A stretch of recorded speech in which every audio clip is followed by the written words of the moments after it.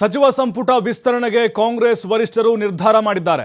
ದೆಹಲಿಯಲ್ಲಿ ಇವತ್ತು ವರಿಷ್ಠರ ಹೈ ವೋಲ್ಟೇಜ್ ಮೀಟಿಂಗ್ ಇದೆ. ಬಹಳ ಕುತೂಹಲ ಇದೆ. ಎಲ್ಲರ ಕಣ್ಣು ದೆಹಲಿ ಕಡೆಗೀಗ. ಸಚಿವಾಕಾಂಕ್ಷಿಗಳು ಕೂಡ ಹೆಂಗೆ ಕಾಯ್ತಿದ್ದಾರೆ ಅಂತ ಹೇಳಿದ್ರೆ, ನನಗೆ ಫೋನ್ ಬರುತ್ತಾ ಅಥವಾ ನನಗೆ ಸಿಹಿ ಸಿಗುತ್ತಾ ಅಥವಾ ಏನಾದರೂ ಬೇರೆದ್ದೇ ನ್ಯೂಸ್ ಸಿಗುತ್ತಾ ಅಂಥೇಳಿ ಕಾದು ಕೂತಿದ್ದಾರೆ. ಬಹುತೇಕವಾಗಿ ಸಂಪುಟ ವಿಸ್ತರಣೆಗೆ ಇವತ್ತೇ ತಾರ್ಕಿಕ ಅಂತ್ಯ ಬೀಳಬಹುದು. ಈಗಾಗಲೇ ನಾಯಕರು ಕೂಡ ದೆಹಲಿ ತಲುಪಿದ್ದಾಗಿದೆ. ಹೈ ವೋಲ್ಟೇಜ್ ಮೀಟಿಂಗ್ ಇದೆ ಇವತ್ತು. ಕಾಲ ಕೂಡಿ ಬಂದಿದೆ. ಆಷಾಢ ಮುಗಿಯುವವರೆಗೂ ಕಾಯಲ್ಲ, ಯಾಕಂದರೆ ಟೈಮ್ ಕೂಡ ಇಲ್ಲ. ಇರೋದಿನ್ನು ಒಂದೂವರೆ ವರ್ಷ ಸಿಗುತ್ತಷ್ಟೇ ಸರ್ಕಾರಕ್ಕೀಗ. ರಾಜ್ಯದಲ್ಲಿ ಸಮಸ್ಯೆಗಳು ಭಾಳ ಇದೆ. ಇಲಾಖಾವಾರು ಕೂಡ ಕೆಲಸಗಳು ಜಾಸ್ತಿ ಇದೆ. ಸಚಿವರನ್ನ ಆಯ್ಕೆ ಮಾಡಲೇಬೇಕು. ಅಸಮಾಧಾನ ಮತ್ತೆ ಹೆಚ್ಚಾಗ್ಬೋದು. 28 ಚುನಾವಣೆಗೂ ಕೂಡ ಅದು ಎಫೆಕ್ಟ್ ಆಗ್ಬೋದು. ಹಾಗಾದರೆ ಯಾರಿಗೆ ಅವಕಾಶ ಅನ್ನೋದನ್ನು ನಿರ್ಧರಿಸುವಂಥ ಸಾಧ್ಯತೆಗಳು ಇವತ್ತು ಕಾಣಿಸ್ತಾ ಇದೆ. ನೋಡಿ, ಎರಡನೇ ಹಂತದಲ್ಲಿ 15 ಅಥವಾ 17 ಸ್ಥಾನ ಭರ್ತಿಗೆ ನಿರ್ಧಾರ ಮಾಡಬಹುದು. 20 ಇದಾವೆ ಖಾಲಿ. ಅದರಲ್ಲಿ 15ರಿಂದ 17 ತುಂಬಿಕೊಂಡು 2ರಿಂದ 3 ಹಾಗೆ ಖಾಲಿ ಉಳಿಸ್ಕೊಳ್ಬೋದು. ಮತ್ತು ಯಾರು ಅಸಮಾಧಾನ ಸ್ಫೋಟ ಮಾಡ್ತಾರೋ ಅವ್ರಿಗೆ ಅವಕಾಶ ಕೊಡಬಹುದು. ಇದ್ರ ಹಿಂದೆ ಕೂಡ ಸ್ಟ್ರಾಟಜಿಗಳಿದ್ದಾವೆ. ಯಾಕಂತ ಹೇಳಿದ್ರೆ ಈಗ 20ಕ್ಕೆ 20 ತುಂಬಿಟ್ರೆ ದೊಡ್ಡ ಮಟ್ಟದಲ್ಲಿ ಮತ್ತೆ ಬಂಡಾಯದ ಹೊಗೆ ಅಲ್ಲಿ ಆವರಿಸಿಕೊಳ್ಬೋದು. ಹೀಗಾಗಿ ಮಾಸ್ಟರ್ ಪ್ಲ್ಯಾನನ್ನು ಈಗ DK ಶಿವಕುಮಾರ್ ಮಾಡಿದ್ದಾರೆ. 2-3 ದಿನದ ಒಳಗೆ ಪಟ್ಟಿ ಬಿಡುಗಡೆ ಆಗುವಂಥ ಸಾಧ್ಯತೆಗಳಿದ್ದಾವೆ. DK ಶಿವಕುಮಾರ್ದೊಂದು ಪಟ್ಟಿ ಇದೆ, ಸಿದ್ದರಾಮಯ್ಯನವ್ರದ್ದು ಒಂದು ಲಿಸ್ಟ್ ಇದೆ. ಅವರು ಆಪ್ತರು ಪಟ್ಟು ಹಿಡಿತಾನೆ ಇದ್ದಾರೆ. ಡೇ 1ನಿಂದಲೂ ಕೂಡ ಅವರ ಸಂಪುಟದಲ್ಲಿ ಸಚಿವರಾದಂಥ ಹಿರಿಯ ನಾಯಕರೇನಿದ್ದಾರೆ ಅವರು ಕೂಡ ಈಗ ಬಹಳ ಕಸರತ್ತು ಮಾಡ್ತಾ ಇದ್ದಾರೆ. ಮೊದಲ ಬಾರಿ ಗೆದ್ದಂಥವ್ರು ನಮಗೂ ಕೊಡಿ ಅಂತ ಕೇಳ್ತಿದ್ದಾರೆ.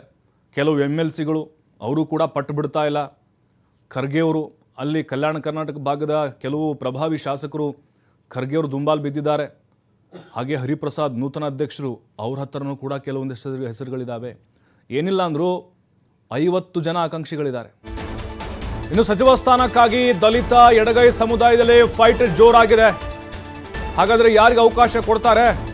RB ತಿಮ್ಮಾಪುರ್, ಮಾಯಕೊಂಡ ಬಸಪ್ಪ ಇದ್ದಾರೆ ಲಿಸ್ಟ್ನಲ್ಲಿ, ಅಂದರೆ ರೇಸ್ನಲ್ಲಿ. MLC ಸುಧಾಮ್ ದಾಸ್ ಹಾಗೆ ವಸಂತ್ ಕುಮಾರ್ ಇದ್ದಾರೆ. ಮಾಯಕೊಂಡ ಬಸಂತಪ್ಪ ಕೂಡ ಇದ್ದಾರೆ. ಶ್ರೀನಿವಾಸ್ ನಡುವೆ ಕೂಡ ಬಿಗ್ ಫೈಟ್ ಇದೆ. ಈಗ ಮಾಜಿ IRS ಅಧಿಕಾರಿ ಪರ ಒಲವನ್ನು ಹೊಂದಿದ್ದಾರೆ CM DK ಶಿವಕುಮಾರ್. ಮಲ್ಲಿಕಾರ್ಜುನ್ ಖರ್ಗೆ ಆಪ್ತರಾಗಿದ್ದಾರೆ ಈ ವಸಂತ್ ಕುಮಾರು. ತಿಮ್ಮಾಪುರು ಈ ಹಿಂದೆ ಅಬಕಾರಿ ಇಲಾಖೆಯ ಮಂತ್ರಿಯಾಗಿದ್ದರು, ಒಳ್ಳೆ ಕೆಲಸ ಮಾಡಿದ್ರು. ಹಾಗಾಗಿ ಮತ್ತು ಬಸಂತಪ್ಪ ಏನಿದ್ದಾರೆ ಮಾಯಕೊಂಡ MLA, ಅವರು ಪರವಾಗಿ ಸಿದ್ದರಾಮಯ್ಯನವರು ಒಲವನ್ನು ಹೊಂದಿದ್ದಾರೆ. ಇನ್ನು ಆಂಜನೇಯ ಅವ್ರನ್ನ MLC ಮಾಡಿ ಅವಕಾಶ ಕೊಡಬಹುದು ಅನ್ನುವಂಥ ನಿಟ್ಟಿನಲ್ಲಿ ಕೂಡ ಚರ್ಚೆಗಳು ನಡೀತಾ ಇದೆ. ಯಾಕೆಂದರೆ ಈಗ ಎಡಗೈ ಸಮುದಾಯವನ್ನು ವಿಶ್ವಾಸಕ್ಕೆ ತೆಗೆದುಕೊಳ್ಳುವಂತಹ ಪ್ರಯತ್ನವನ್ನು ಸರ್ಕಾರ ಮಾಡ್ತಾ ಇದೆ. ದಲಿತ ಸಮುದಾಯಕ್ಕೆ ಅವಕಾಶ ಹೆಚ್ಚಿನ ಮಟ್ಟದಲ್ಲಿ ಕೊಡಬೇಕು ಅಂತ. ಆ ಸಮುದಾಯ ರಾಜ್ಯದಲ್ಲಿ ದೊಡ್ಡ ಮಟ್ಟದಲ್ಲಿ ಸಂಖ್ಯೆ ಇದೆ ಮತ್ತು 28 ಚುನಾವಣೆಗೆ ಎಲ್ಲರೂ ನಮ್ಮನ್ನು ಕೈ ಹಿಡಿತಾರೆ ಅನ್ನುವಂಥ ವಿಶ್ವಾಸ ಕೂಡ ಕಾಂಗ್ರೆಸ್ ನಾಯಕರಿಗಿದೆ.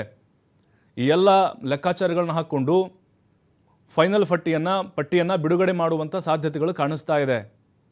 ಮತ್ತು ಹಲವು ಶಾಸಕರು ಆಲ್ರೆಡಿ ದೆಹಲಿಗೆ ಹೋಗಿದ್ದಾರೆ, ಅಲ್ಲೇ ಬೀಡು ಬಿಟ್ಟಿದ್ದಾರೆ. ಕೆಲವರು ದೂರವಾಣಿ ಮೂಲಕ ಲಾಬಿ ಮಾಡ್ತಿದ್ದಾರೆ, ಕೆಲವೊಬ್ಬರು ಡೈರೆಕ್ಟಾಗಿ ಹೋಗಿ ಅಲ್ಲಿ ನಾಯಕರನ್ನ ಭೇಟಿಯಾಗಿ ನಾವು ಕೂಡ ಪ್ರಬಲಾಕಾಂಕ್ಷಿ ಹಿರಿಯರಿದ್ದೀವಿ, 5-6 ಬಾರಿ ಗೆದ್ದಿದ್ದೀವಿ, ಬರೀ ದೊಡ್ಡರಿಗೆ ಅವಕಾಶ ಕೊಟ್ಟರೆ ಹೆಂಗೆ, ನಮಗೂ ಕೂಡ ಅವಕಾಶವನ್ನು ಕೊಡಿ, ನಾವು ಕೂಡ ಸಂಘಟನೆ ಮಾಡ್ತೀವಿ, ಪಕ್ಷಕ್ಕೆ ದುಡಿತೀವಿ, ಇನ್ನೂ ಎಫರ್ಟ್ ಆಗ್ತೀವಿ ಅಂತ ಕೇಳ್ಕೊಳ್ತಾ ಇದ್ದಾರೆ. ಇನ್ನು ಮಹಿಳಾ ಕೋಟಾದಡಿ ಯಾರಿಗೆಲ್ಲ ಅವಕಾಶ ಸಿಗ್ಬೋದು? ಹೊಸ ಮುಖಕ್ಕೇನಾದರೂ ಮಣೆ ಹಾಕ್ತಾರಾ? ಪ್ರಾದೇಶಿಕವಾರು ಮತ್ತು ಜಾತಿವಾರು ಸಹಜವಾಗಿ ಇಲ್ಲಿ ಲೆಕ್ಕಾಚಾರಗಳಿರುತ್ತೆ. ಕುತೂಹಲ ಇರೋದು ಮುಸ್ಲಿಂ ಸಮುದಾಯದಲ್ಲಿ ಮತ್ತೆಷ್ಟು ಸಿಗುತ್ತೆ ಅಂತ. ಈಗ ಹಾದರಿದ್ದಾರೆ, ಜಮೀರ್ ಕೊಡ್ತಾರಾ, ರಹೀಂ ಖಾನ್ ಕೊಡ್ತಾರಾ, ತನ್ವೀರ್ ಸೇಠ್ ಕೊಡ್ತಾರಾ ಅನ್ನೋದು. ಮತ್ತಷ್ಟು ಮಾಹಿತಿ ನಮ್ಮ ಪ್ರತಿನಿಧಿ ಶಿವಕುಮಾರ್ ನೀಡ್ತಾರೆ ನೇರ ಸಂಪರ್ಕದಲ್ಲಿ. ಶಿವಕುಮಾರ್, ಈಗ ಕಾಂಗ್ರೆಸ್ನ ಎಲ್ಲ ಆಕಾಂಕ್ಷಿಗಳ ಕಣ್ಣು ದೆಹಲಿ ಕಡೆಗಿದೆ. ನಮಗೆ ಕುತೂಹಲ ಇರೋದು ಈಗ ಯಾವ ಸಮುದಾಯಕ್ಕೆ ಹೆಚ್ಚಿನ ಪ್ರಾಧಾನ್ಯತೆ ಕೊಡ್ತಾರೆ ಸೆಕೆಂಡ್ ಲಿಸ್ಟಲ್ಲಿ ಅನ್ನೋದು. ಹೊಸ ಮುಖಕ್ಕೆ ಏನಾದರೂ ಮಣೆ ಹಾಕ್ಬೋದಾ? ಈ ಎಡಗೈ ಅಂತ ಬಂದಾಗ ಎಲ್ಲೋ ಒಂದು ಕಡೆ ತಿಮ್ಮಾಪುರ ಅಥವಾ ಬಸಂತಪ್ಪನ ಅಥವಾ ಮಾಜಿ IRS ಅಧಿಕಾರಿನ ಈ ರೀತಿ ಹೆಸರುಗಳು ಓಡ್ತಾ ಇದ್ದಾವೆ. ಲೆಕ್ಕಾಚಾರಗಳು ಏನಿದೆ ಸದ್ಯಕ್ಕೆ ಅನ್ನೋದು? ಪ್ರಭು, ಸಚಿವ ಸಂಪುಟ ವಿಸ್ತರಣೆ ಕಳೆದ 15 ದಿನಗಳ ಹಿಂದೆನೇ ಆಗಬೇಕಾಗಿತ್ತು. ರಾಹುಲ್ ಗಾಂಧಿ ಅವರು ಇಲ್ಲದ ಕಾರಣ, ವಿದೇಶಿ ಪ್ರವಾಸಕ್ಕೆ ಹೋದ ಕಾರಣ ಇಲ್ಲಿಯವರೆಗೂ ಕೂಡ ಅದು ಪೆಂಡಿಂಗ್ ಉಳಿದಿತ್ತು. ಸೊ ಈಗ ರಾಹುಲ್ ಗಾಂಧಿ ಅವರು ವಾಪಸ್ಸಾದ ನಂತರ ಸಂಪುಟ ವಿಸ್ತರಣೆಯನ್ನು ಮಾಡಿ ಮುಗಿಸಬೇಕು ಅನ್ನುವಂಥ ನಿರ್ಧಾರಕ್ಕೆ ಹೈಕಮಾಂಡ್ ನಾಯಕರು ಬಂದಿದ್ದಾರೆ. ಇವತ್ತು ದೆಹಲಿಯಲ್ಲಿ ಹೈ ವೋಲ್ಟೇಜ್ ಮೀಟಿಂಗ್ ಇನ್ನೇನು ಕೆಲವೇ ಕ್ಷಣಗಳಲ್ಲಿ ಪ್ರಾರಂಭವಾಗತ್ತೆ. ಸಂಜೆ ಕೂಡ ಒಂದು ಮೀಟಿಂಗನ್ನು ಆಯೋಜನೆ ಮಾಡಲಾಗಿದೆ. ಆ ಮೀಟಿಂಗ್ ನಂತರದಲ್ಲಿ ಅಂತಿಮವಾಗಿ ಏನು 20 ಖಾಲಿ ಸ್ಥಾನಗಳು ಉಳ್ಕೊಂಡಿದೆ ಅದರಲ್ಲಿ ಎಷ್ಟು ಭರ್ತಿ ಮಾಡಬೇಕು ಅನ್ನುವಂಥ ನಿರ್ಧಾರವನ್ನು ವರಿಷ್ಠ ನಾಯಕರು ತೆಗೆದುಕೊಳ್ಳಿದ್ದಾರೆ. ಆ ಕಾರಣಕ್ಕೆ ರಾಜ್ಯ ನಾಯಕರಿಗೂ ಕೂಡ ನಿನ್ನೆ ಬುಲಾವನ್ನು ಕೊಡಲಾಗಿತ್ತು. ಆ ಹಿನ್ನೆಲೆಯಲ್ಲಿ CM DK ಶಿವಕುಮಾರ್ ಹಾಗೆ ಮಾಜಿ CM ಸಿದ್ದರಾಮಯ್ಯ, KPCC ಅಧ್ಯಕ್ಷ ಹರಿಪ್ರಸಾದ್ ಅವರು ದೆಹಲಿಗೆ ಭೇಟಿಯನ್ನು ಕೊಟ್ಟಿದ್ದರು. ಇವತ್ತು ರಾಹುಲ್ ಗಾಂಧಿ ಅವರು ಇರೋದಿಲ್ಲ ಅನ್ನುವಂಥ ಮಾಹಿತಿಗಳಿದೆ. ಹಾಗಾಗಿ AICC ಅಧ್ಯಕ್ಷ ಮಲ್ಲಿಕಾರ್ಜುನ್ ಖರ್ಗೆ, ವೇಣುಗೋಪಾಲ್ ಮತ್ತು ಸುರ್ಜೇವಾಲಾ, ಸಿದ್ದರಾಮಯ್ಯ, DK ಶಿವಕುಮಾರ್, ಹರಿಪ್ರಸಾದ್ ಇವರು ಸಭೆಯನ್ನು ಮಾಡಲಿದ್ದಾರೆ. ಪಟ್ಟಿಯನ್ನು ಇಟ್ಕೊಂಡೇ ಹೋಗಿದ್ದಾರೆ. CM ಕೂಡ ಒಂದು ಪಟ್ಟಿಯನ್ನು ತೆಗೆದುಕೊಂಡು ಹೋಗಿದ್ದಾರೆ, ಹೊಸಬರಿಗೆ ಅವಕಾಶವನ್ನು ಮಾಡಿಕೊಡ್ಬೇಕು ಅಂತೇಳಿ. ಸಿದ್ದರಾಮಯ್ಯ ಅವರು ತಮ್ಮ ಸಂಪುಟದಲ್ಲಿ ಇದ್ದಂತಹ ಕೆಲವರಿಗೆ ಅವಕಾಶವನ್ನು ಮಾಡಿಕೊಡ್ಬೇಕು ಅಂತೇಳಿ ಅವರು ಕೂಡ ಒಂದು ಪಟ್ಟಿಯನ್ನು ಇಟ್ಕೊಂಡು ಹೋಗಿದ್ದಾರೆ. ಸೊ ಈ ಎರಡೂ ಪಟ್ಟಿಗಳನ್ನು ನೋಡಿ ಅದರಲ್ಲಿ ಯಾರಿಗೆ ಅವಕಾಶವನ್ನು ಮಾಡಿಕೊಡ್ಬೇಕು, ಯಾರಿಗೆ ಬಿಡಬೇಕು ಅನ್ನುವಂಥ ನಿರ್ಧಾರವನ್ನು ಇವತ್ತು ಖರ್ಗೆ ಅವರ ಟೀಮ್ ತೆಗೆದುಕೊಳ್ಳುತ್ತೆ, ವರಿಷ್ಠರ ಟೀಮ್ ತೆಗೆದುಕೊಳ್ಳುತ್ತೆ. ಬಹುತೇಕವಾಗಿ ಇವತ್ತು ಫೈನಲ್ ಮಾಡಲಾಗತ್ತೆ ಅನ್ನುವಂಥ ಮಾಹಿತಿಗಳು ಕೂಡ ಬರ್ತಾ ಇದೆ. 20ರ ಒಳಗೆ ಅಧಿಕೃತವಾಗಿ ಆ ಲೀಸ್ಟನ್ನು ಕೂಡ ಅನೌನ್ಸ್ ಮಾಡಲಾಗತ್ತೆ ಅನ್ನುವಂಥ ಮಾಹಿತಿಗಳು ಕೂಡ ಈಗ ಸಿಗ್ತಾ ಇದೆ. ಈಗ 20 ಖಾಲಿ ಸ್ಥಾನಗಳಲ್ಲಿ ಸುಮಾರು 15ರಿಂದ 17 ಸ್ಥಾನಗಳನ್ನು ತುಂಬಬಹುದು. ನಂತರದಲ್ಲಿ ಅಸಮಾಧಾನಗಳು ಏನು ಹೆಚ್ಚಾಗುತ್ತೆ, ಯಾಕೆಂದರೆ ಸುಮಾರು 40ಕ್ಕೂ ಹೆಚ್ಚು ಆಕಾಂಕ್ಷಿಗಳಿದ್ದಾರೆ. ಹಾಗಾಗಿ ಸಹಜವಾಗಿ ಅಸಮಾಧಾನಗಳು ಸಿಗುತ್ತೆ, ಎದುರಾಗತ್ತೆ. ಒಂದು ವೇಳೆ ಅವಕಾಶ ಸಿಗಲಿಲ್ಲ ಕೆಲವರಿಗೆ ಅಂದರೆ ತಮ್ಮ ಬೆಂಬಲಿಗರನ್ನು ಮುಂದೆ ಬಿಡೋದು, ಪ್ರತಿಭಟನೆಗಳನ್ನು ಮಾಡೋದು, ಧರಣಿಗಳನ್ನು ಮಾಡೋದು, ವರಿಷ್ಠರ ಮೇಲೆ ಆಕ್ರೋಶಗಳನ್ನು ವ್ಯಕ್ತಪಡಿಸೋದು, ಇಂತಹ ಸನ್ನಿವೇಶಗಳು ಕ್ರಿಯೇಟ್ ಆಗುತ್ತೆ. ಹಾಗಾಗಿ 3 ಸ್ಥಾನಗಳನ್ನು ಖಾಲಿ ಇಟ್ಟು ಅಲ್ಲಿ ಯಾರು ಪ್ರಭಾವಿಯಾಗಿ ಪ್ರಬಲವಾಗಿ ವಿರೋಧವನ್ನು ವ್ಯಕ್ತಪಡಿಸ್ತಾರೆ, ಯಾರು ಪಕ್ಷಕ್ಕೆ ಡ್ಯಾಮೇಜ್ ಮಾಡ್ತಾರೆ ಅನ್ನುವಂಥದ್ದು ಗೊತ್ತಾಗತ್ತೆ. ಅಂಥವರಿಗೆ ಅಲ್ಲಿ ಅವಕಾಶವನ್ನು ಮಾಡಿಕೊಡ್ಬೇಕು ಅನ್ನುವಂಥ ನಿಟ್ಟಿನಲ್ಲಿ ಆಲೋಚನೆಯನ್ನು ಮಾಡಲಾಗಿದೆ. ಸೊ ಹಾಗಾಗಿ 3 ಸ್ಥಾನಗಳನ್ನು ಹೊರತುಪಡಿಸಿ 17 ಅಥವಾ 15 ಸ್ಥಾನಗಳನ್ನು ಇವತ್ತು ಬಹುತೇಕವಾಗಿ ಫೈನಲ್ ಮಾಡುವಂಥ ಸಾಧ್ಯತೆಗಳಿದೆ. ಈಗಾಗಲೇ ಸುಮಾರು 30ಕ್ಕೂ ಹೆಚ್ಚು ಶಾಸಕರು ಯಾರೆಲ್ಲ ಸಚಿವ ಸ್ಥಾನದ ಮೇಲೆ ಒತ್ತಡವನ್ನು ತರ್ತಾ ಇದ್ರು ಹಿಂದೆ, ಅವರೆಲ್ಲರೂ ಕೂಡ ಈಗ ದೆಹಲಿಯಲ್ಲೇ ಠಿಕಾಣಿಯನ್ನು ಹಾಕಿದ್ದಾರೆ. ಇವತ್ತು ಕೂಡ ಕೆಲವು ಶಾಸಕರು ದೆಹಲಿಗೆ ಭೇಟಿಯನ್ನು ಕೊಡ್ತಾ ಇದ್ದಾರೆ, ವರಿಷ್ಠರ ಮೇಲೆ ಒತ್ತಡವನ್ನು ತರುವಂಥ ಪ್ರಯತ್ನವನ್ನು ಮಾಡ್ತಾ ಇದ್ದಾರೆ. ಲಾಬಿಯನ್ನು ಶುರು ಮಾಡಿದ್ದಾರೆ. ಈಗಾಗಲೇ ಖರ್ಗೆ ಅವರನ್ನು ಭೇಟಿ ಮಾಡೋದು, ಈ ಕಡೆ ವೇಣುಗೋಪಾಲ್ ಅವರನ್ನು ಭೇಟಿ ಮಾಡೋದು, ಅಥವಾ ಸುರ್ಜೇವಾಲಾ ಅವರನ್ನು ಭೇಟಿ ಮಾಡೋದು, ಮತ್ತು ಸಿದ್ದರಾಮಯ್ಯ, DK ಶಿವಕುಮಾರ್, ಹರಿಪ್ರಸಾದ್ ದೆಹಲಿಗೆ ಹೋಗಿರೋದ್ರಿಂದ ಕರ್ನಾಟಕ ಭವನದಲ್ಲಿ ರಾತ್ರಿ ಅವರನ್ನು ಕೂಡ ಭೇಟಿ ಮಾಡಿ ಅವರ ಮೇಲೂ ಕೂಡ ಒತ್ತಡವನ್ನು ತರುವಂಥ ಪ್ರಯತ್ನವನ್ನು ಕೆಲವು ಶಾಸಕರಿಗಾಗಲೇ ಮಾಡಿದ್ದಾರೆ.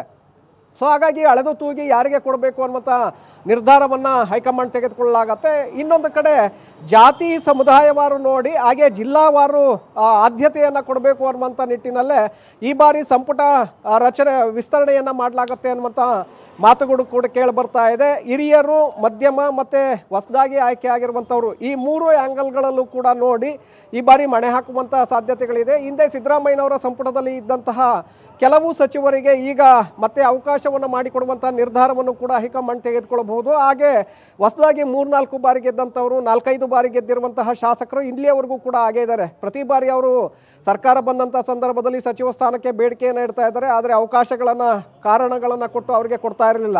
ಸೊ ಅಂಥವರು ಈ ಬಾರಿ ಪ್ರಮುಖ ಆದ್ಯತೆಯನ್ನು ಕೊಡಬೇಕು ಅನ್ನುವಂಥ ಮಾತುಗಳು ಇದೆ. ಅಂಥವರಿಗೂ ಕೂಡ ಅವಕಾಶ ಸಿಗುತ್ತೆ. ಹಾಗೆ ಇನ್ನು ಮುಂದಿನ 20-25 ವರ್ಷಗಳ ಕಾಲ ಪಕ್ಷವನ್ನು ಮತ್ತಷ್ಟು ಸುಭದ್ರಗೊಳಿಸಬೇಕು ಅನ್ನುವಂಥ ಆಲೋಚನೆಯ ಮೇಲೆ ಹೊಸಬರು ಯಾರು ಬಹಳ ಸ್ಟ್ರಾಂಗ್ ಆಗಿದ್ದಾರೆ, ಯಾರು ಪಕ್ಷದ ನಿಷ್ಠೆ ಉಳ್ಳವರಂಥವ್ರು ಇದ್ದಾರೆ, ಮತ್ತು ಪಕ್ಷವನ್ನು ಸಂಘಟನೆ ಮಾಡುವಂಥ ಕೆಪಾಸಿಟಿ ಇದೆ, ಮುಂದೆ ಜನಾನು ನಾಯಕರಾಗ್ತಾರೆ ಅನ್ನುವಂಥ ಆದ್ಯತೆ ಮೇಲೆ ಅವರಿಗೂ ಹೊಸಬರಿಗೂ ಕೂಡ ಅವಕಾಶವನ್ನು ಮಾಡಿಕೊಡುವಂಥ ಸಾಧ್ಯತೆಗಳಿದೆ. ಪ್ರಭು, ಥ್ಯಾಂಕ್ ಯು ಶಿವಕುಮಾರ್ ತಮ್ಮೆಲ್ಲ ಮಾಹಿತಿಗಾಗಿ.